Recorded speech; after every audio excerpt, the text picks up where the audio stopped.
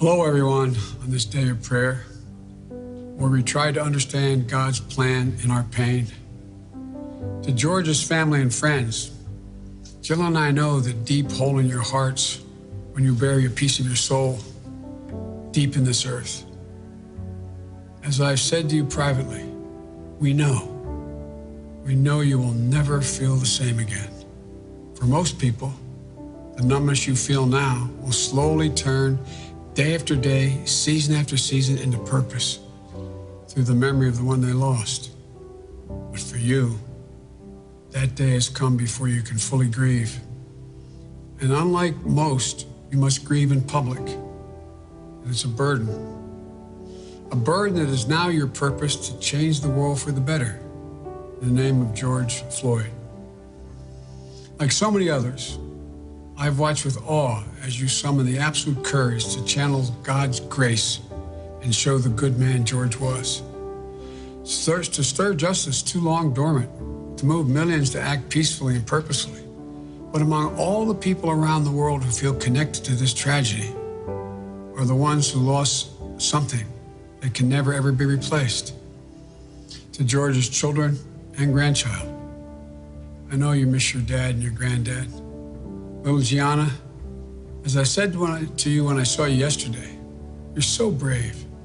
Daddy's looking down, he's so proud of you. I know you missed that bear hug that only he could give. The pure joy riding on his shoulders so you could touch the sky. The countless hours he spent playing any game you wanted because your smile, your laugh, your love is the only thing that mattered at the moment. I know you have a lot of questions, honey. No child should have to ask questions that too many black children have had to ask for generations. Why? Why is Daddy gone? And looking through your eyes, we should also be asking ourselves why the answer is so often too cruel and painful. Why in this nation do too many black Americans wake up knowing that they could lose their life in the course of just living their life? Why does justice not roll like a river, nor righteousness like a mighty stream? Why? Well, ladies and gentlemen, we can't turn away. We must not turn away. We cannot leave this moment thinking we can once again turn away from racism that stings at our very soul, from systemic abuse that still plagues American life.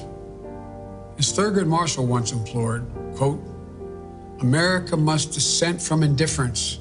It must dissent from fear, the hatred, and the mistrust. We must dissent because America can do better, because America has no choice but to do better.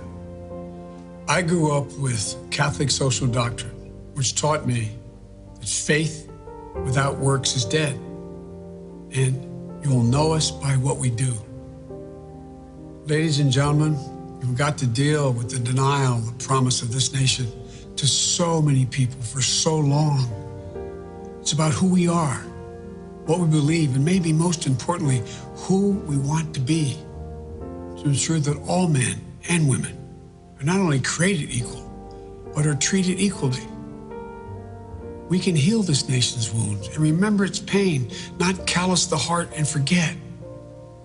I know Reverend Sharpton is there in Houston with you today. Rev, I watched you speak from Ecclesiastes last week in Minnesota, chapter 3, verse 1. To everything there is a time and a purpose and a season under the heavens.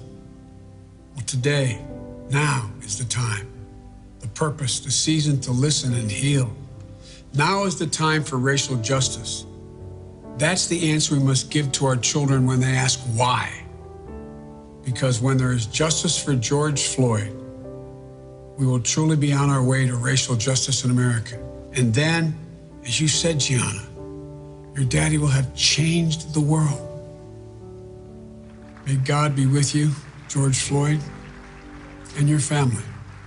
In the words of a hymn from my church based on the 91st Psalm, may he raise you up on eagle's wings, bear you on the breath of dawn, and make you to shine like the sun, and hold you in the palm of his hand.